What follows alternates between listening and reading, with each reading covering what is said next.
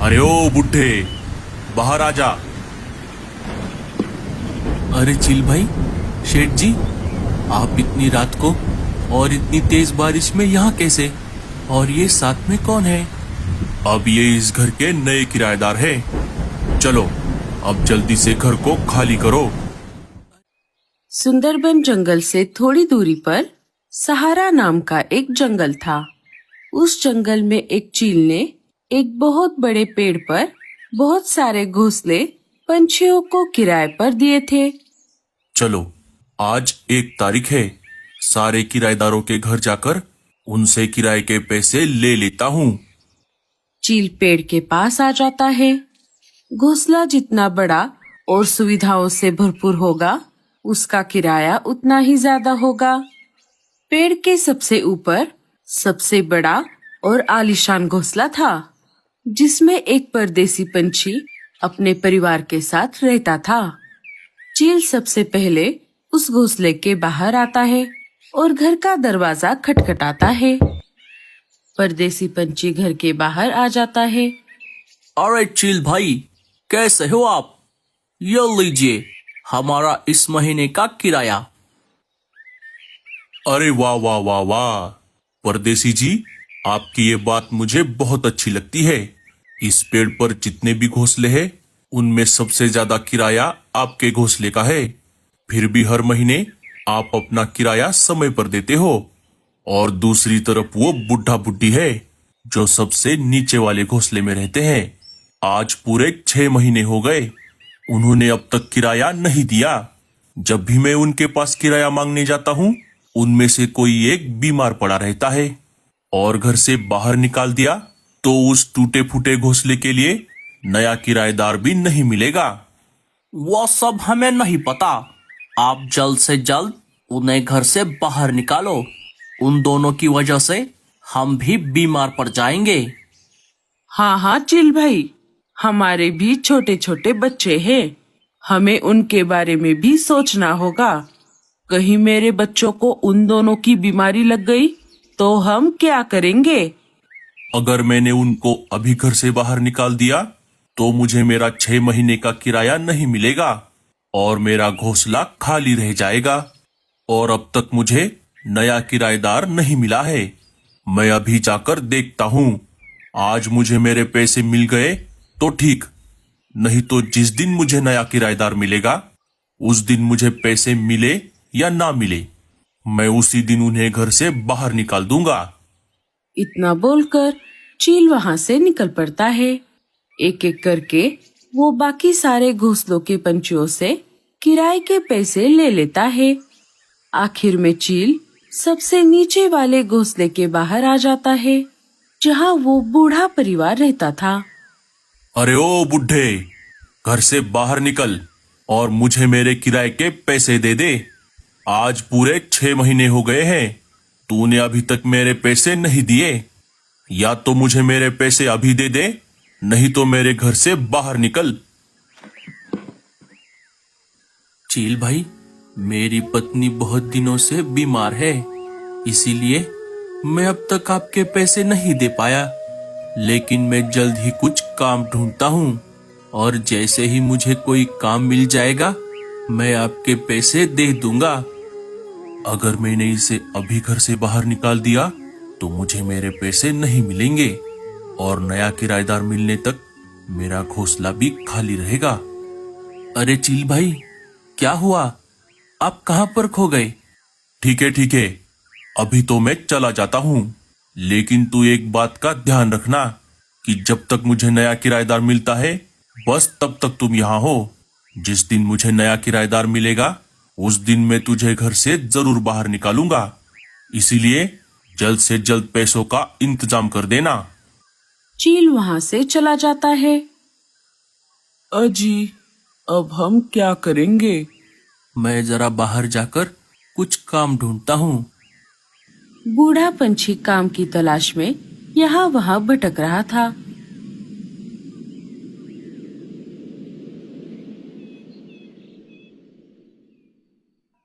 अरे कौन हो तुम और यहाँ पर क्या कर रहे हो? बेटा, मुझे काम की बहुत जरूरत है। क्या तुम मुझे कोई काम दे सकती हो? मेरे घर में तो बहुत सारा काम है, लेकिन तेरी उम्र देखकर ये लग रहा है कि तू वो काम नहीं कर पाएगा। इसीलिए तू कोई और घर देख ले। अरे नहीं नहीं, तुम ऐसा मत कहो। तुम्हारे घर का जो भी काम होगा वो मैं कर दूंगा। मुझे काम की बहुत जरूरत है। मेरी पत्नी बहुत बीमार है। नहीं रे बाबा, अगर काम करते करते तुझे कुछ हो गया तो उसकी जिम्मेदारी कौन लेगा? तू यहाँ से चला जा। बूढ़ा पंछी वहां से निकलकर अपने घर की तरफ वापस निकल पड़ता है। रास्ते में उसे परदेसी पंछी की अनाज की दुकान दिख जाती है। अरे ओ बुड्ढे, तू यहाँ क्या कर रहा है? शेठ जी, मुझे काम की बहुत जरूरत है। क्या आप मुझे कोई काम दे सकते हो? काम तो वैसे बहुत सारा है, लेकिन क्या तू कर पाएगा? हाँ हाँ शेठ जी, मैं जरूर करूंगा।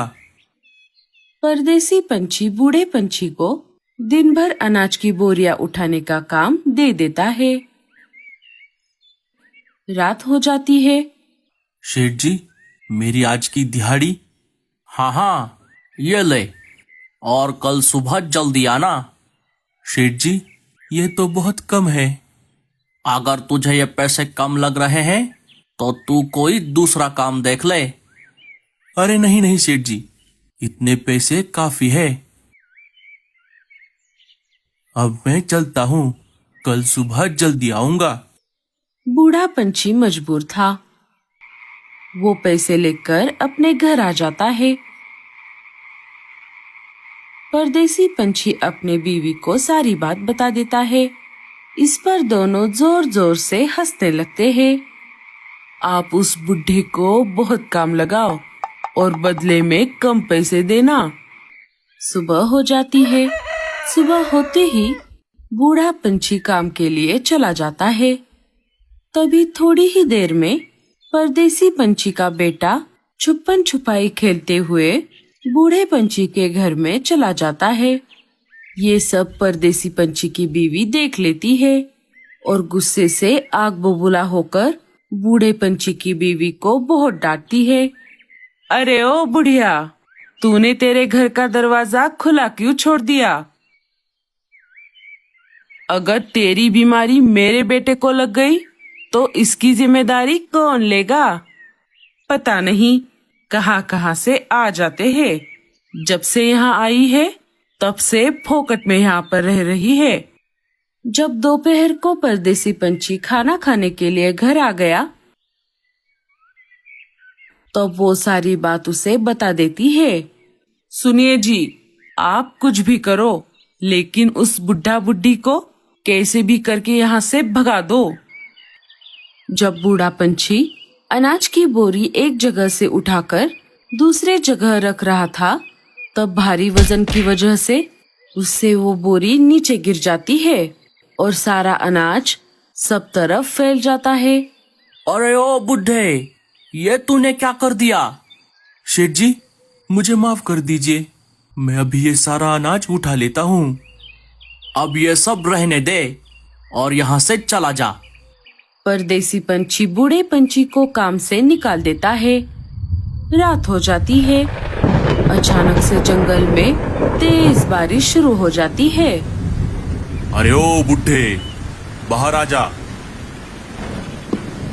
अरे चिल भाई, शेठ जी, आप इतनी रात को और इतनी तेज बारिश में यहाँ कैसे? और ये साथ में कौन है? अब ये इस घर के नए किराएदार हैं। चलो अब जल्दी से घर को खाली करो।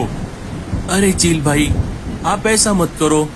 अब इतनी रात को और इतनी तेज बारिश में हम कहाँ जाएंगे? मेरी पत्नी बहुत बीमार है चिल भाई। वो सब मुझे नहीं पता।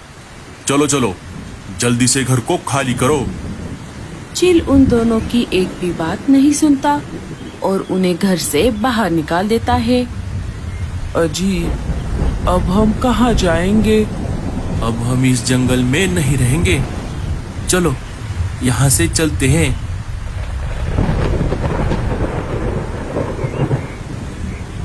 बहुत देर तक उड़ने के बाद वो सुंदरबन जंगल में आ जाते हैं। सुनिए जी, वो देखिए, उस पेड़ पर एक घोंसला दिख रहा है।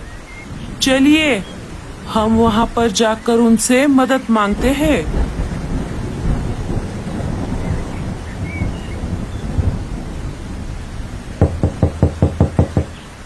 बेटा, हमारी मदद करो। लाडो उन्हें घर के अंदर ले लेती है। आप दोनों कौन हो और कहाँ से आए हो? बूढ़ा परिवार अपनी सारी आपबीती लाडो को बता देता है। अरे बाप रे, ये तो बहुत बुरा हुआ आपके साथ। लेकिन अब चिंता करने की कोई जरूरत नहीं है। आप जब तक चाहो यहाँ पर रह सकते हो। लाडो समय ना गवाते हुए डॉक्टर उल्लू चाचा को बुलाकर लेकर आती है। डॉक्टर उल्लू चाचा बूढ़ी चिड़िया की जांच कर लेते हैं और उन्हें दवाई दे देते हैं। माँ जी, आप चिंता मत करो, 1-2 दिनों में आप बिल्कुल ठीक हो जाओगी। 1-2 दिन बीत जाते हैं।